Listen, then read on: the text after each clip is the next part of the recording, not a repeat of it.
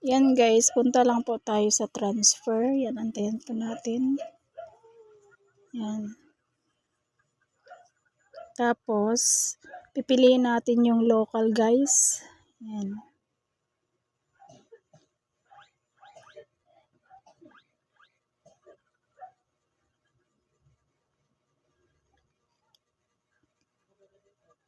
Yan. Tapos, pipili tayo ng kung alin sa account na nandyan tayo.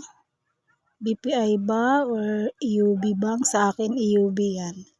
Pipili tayo ng EUB. Tapos, isusulat lang natin yung amount. Tapos, account name. Tsaka account number. Yan. Pagkatapos guys, pwede na natin i-send.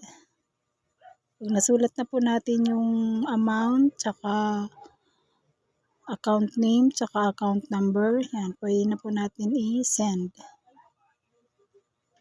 Hintayin lang po natin guys.